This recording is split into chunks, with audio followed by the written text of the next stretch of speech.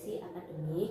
Nah, dalam supervisi akademik ini nanti tujuan kita adalah untuk meningkatkan kualitas dari pembelajaran kita. Nah, dalam supervisi akademik ini nanti ada 3 tahapan, yaitu yang pertama praobservasi, observasi, dan pasca observasi. Nah, pada hari ini nanti kita akan melaksanakan kegiatan praobservasi. Jadi kalau praobservasi itu adalah kegiatan percakapan di mana nanti berbasis coaching gitu Pak ya. Jadi nanti itu dilaksanakan sebelum kita melaksanakan observasi di kelas. Nah, jadi hari ini kita akan melakukan kegiatan praobservasi. Nah, ini ada beberapa hal yang akan saya tanyakan. Yang pertama itu ya Pak Hermawan. Jadi apa tujuan dari pembelajaran pada kegiatan yang akan Bapak lakukan saat observasi nanti? Ya, nanti tujuan pembelajaran yang ingin kita capai ya. Jadi nanti melalui diskusi peserta didik itu dapat memahami bagaimana kehidupan masyarakat di peradaban Mesir kuno. Berarti ini temanya peradaban Mesir kuno ya Pak? Ya, temanya peradaban Mesir kuno. Terus yang kedua juga melalui tanya jawab nanti diharapkan peserta didik itu dapat memahami juga ada banyak berbagai peninggalan dari peradaban Mesir kuno yang masih bermanfaat hingga sekarang, masih dipakai sampai sekarang zaman modern. Jadi ada 2 tujuan ya Pak? Ada 2 tujuan. Ya. Okay. Kemudian kemudian bagaimana tentang area pengembangannya Pak? Kira-kira apa yang akan Bapak kembangkan di materi ini nanti? Ya, secara umum ada 2 yang ingin saya kembangkan. Ada aspek pengetahuan sama keterampilan. Untuk yang pengetahuan, saya ingin mengembangkan kehidupan masyarakat Mesir kuno dalam berbagai bidang. Jadi anak-anak bisa memahami kehidupan masyarakat Mesir kuno dalam berbagai bidang, tidak hanya di bidang-bidang yang utama saja, tapi bidang-bidang yang khusus itu nanti coba akan kita kembangkan. Terus yang kedua terkait aspek keterampilan, jadi yang ingin kita kembangkan adalah anak-anak dapat meningkatkan pemanfaatan sumber belajar digital untuk pembelajaran. Saya kira itu. Jadi ada 2 aspek ya Pak, pengetahuan sama keterampilan ya. Ya.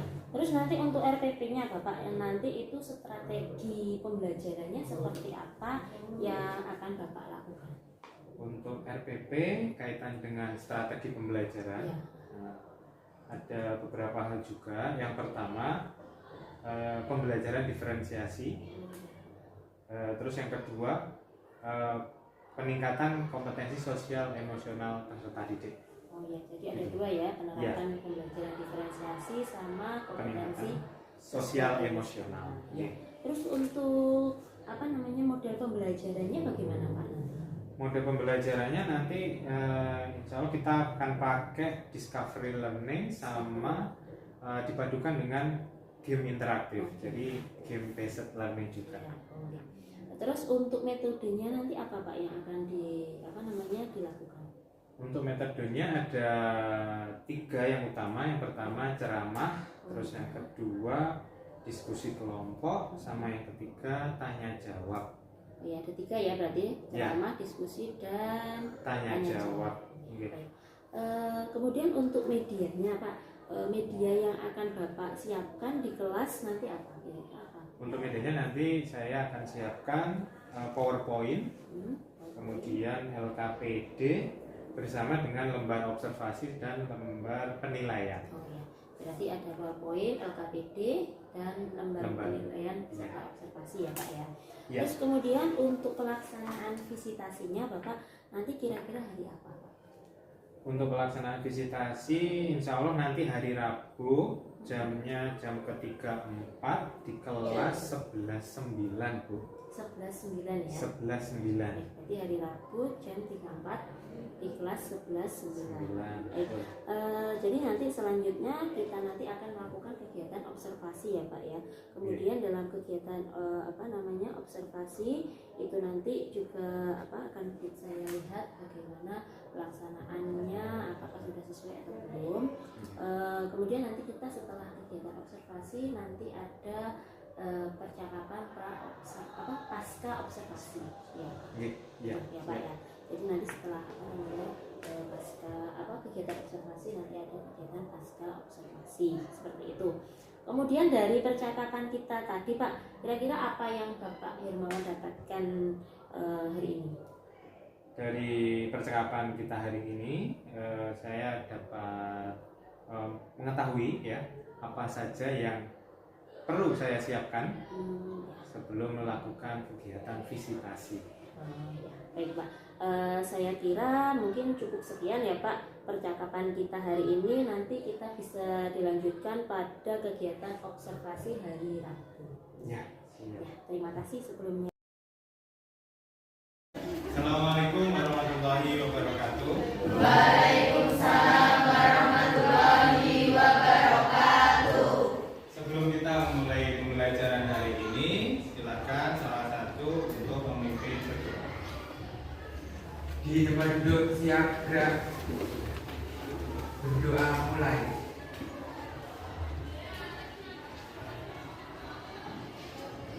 Berdoa selesai. Kepada Bapak Guru beri salam. Selamat pagi Pak. Bagaimana kabarnya hari ini? Alhamdulillah. Sehat semua ya? Ya, oke. Saya cek dulu kehadiran kalian. Hari ini untuk kelas 11-9 apa ada yang tidak masuk? Ada. Siapa yang tidak masuk? Juwita dan Daning dan Selo. Oke, baik. Tapi yang lain masuk ya. Sehat semua ya? Iya. Baik, ya ini kita akan lakukan ice breaking dulu ya agar kita lebih fokus dan memulai pembelajaran dengan lebih baik. Nanti yang saya panggil nanti tolong untuk menyebutkan atau menjelaskan kata-kata hari ini ya, untuk menggambarkan kondisi kalian hari ini ya. Kata-kata yang sesuai untuk menggambarkan kondisi hari ini. Adinda, silakan. Kata-kata hari ini apa? Kesulitan adalah guru terbaik dalam hidup. Beri tepuk tangan dulu. Hari ini kita akan mempelajari sebuah materi terkait peradaban kuno di dunia ya, khususnya peradaban Mesir kuno. Salah satu peradaban yang berada di benua Afrika. Kemudian ada beberapa tujuan pembelajaran yang akan kita capai pada hari ini. Yang pertama nanti melalui diskusi peserta didik dapat memahami dinamika kehidupan masyarakat Mesir kuno. Yang saya pakai nanti dalam penugasan secara berkelompok ya. Nanti akan saya bagi tugas kelompok berdasarkan gaya belajar kalian masing-masing. Yang punya gaya belajar audiovisual dengan audiovisual, yang visual dengan visual, yang kinestetik dengan kinestetik. Nanti saya siapkan sumber belajarnya masing-masing. Setiap kelompok punya sumber belajar masing-masing.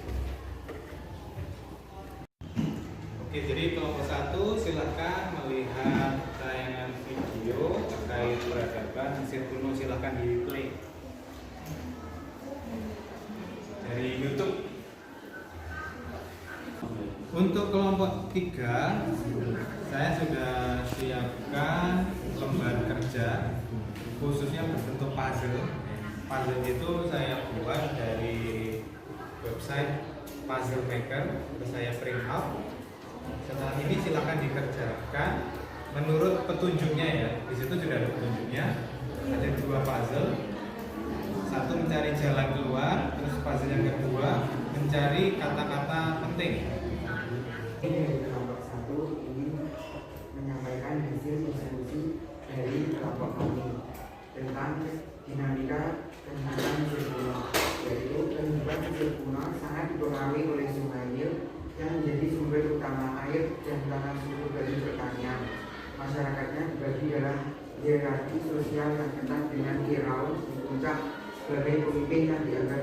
Baik, terima kasih untuk semua kelompok yang sudah mempresentasikan hasil diskusi kelompoknya dengan sangat baik. Untuk selanjutnya, kita akan melakukan asesmen atau penilaian dengan tujuan untuk mengetahui seberapa tingkat pemahaman kalian terhadap materi peradaban Mesir kuno. Pada asesmen kali ini, kita akan menggunakan platform dari Quizzes. Jadi, kalian membutuhkan HP.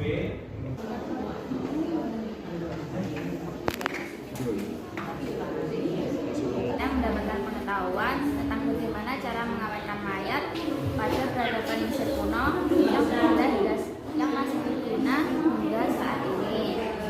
Lalu saya juga senang belajar dengan media gambar yang disediakan. Lalu saya juga senang dengan puisis karena puisis soalnya menarik dan menyenangkan.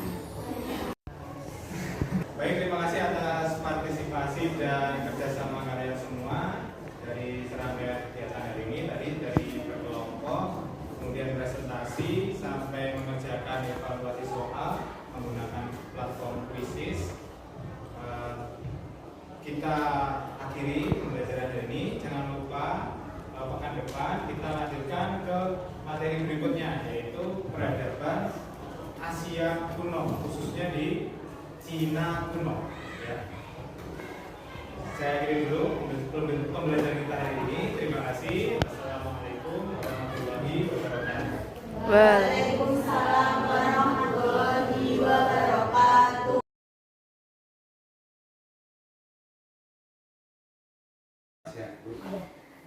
Sesuai dengan kesepakatan kita kemarin ya Pak, kita hari ini melakukan percakapan pasca observasi.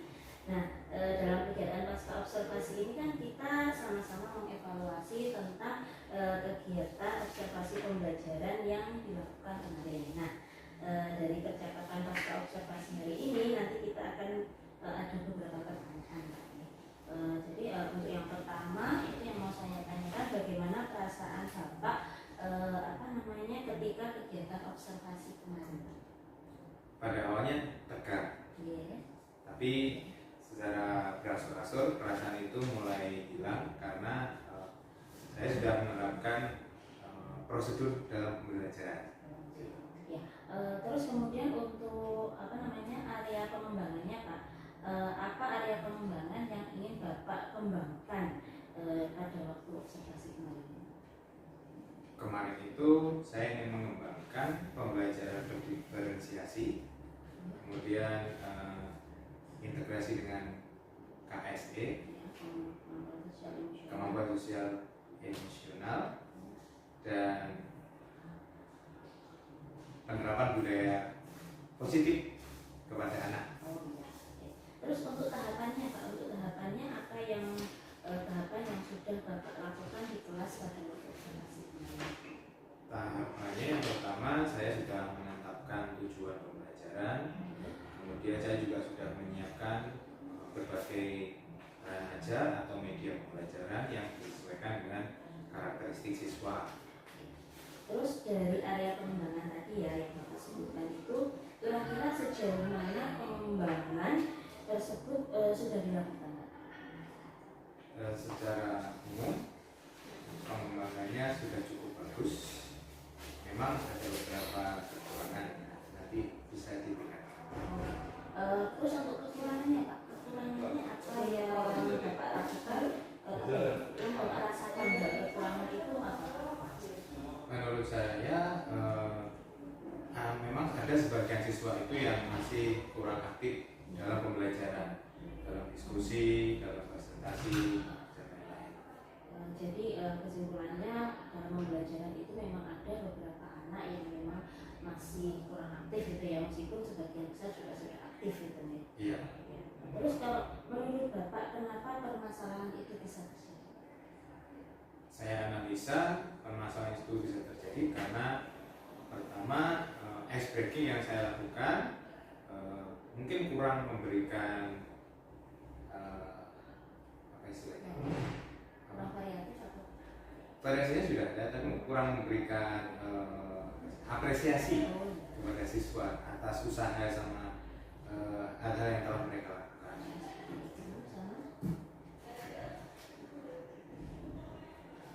Oh ya, saya juga kemarin memang belum menerapkan atau belum membuat kesepakatan kelas. Jadi untuk Bapak kira-kira menurut Bapak perbaikan apa ke depannya dengan adanya kekurangan tersebut Pak? Saya akan membuat kesepakatan kelas di awal sebelum melakukan proses pembelajaran. Jadi membuat kesepakatan kelas ya Pak untuk Ya. pembelajaran. Baik, jadi yang akan dilakukan adalah membuat kesepakatan kelas tersebut ya. Ya, Kemudian untuk perubahan ini kapan akan Bapak lakukan? sesegera mungkin. Segera. Ya. Baik, kalau begitu saya kira cukup sekian pertanyaan dari saya Pak. Selanjutnya nanti mungkin akan ada masukan dari Bapak. Baik, terima kasih.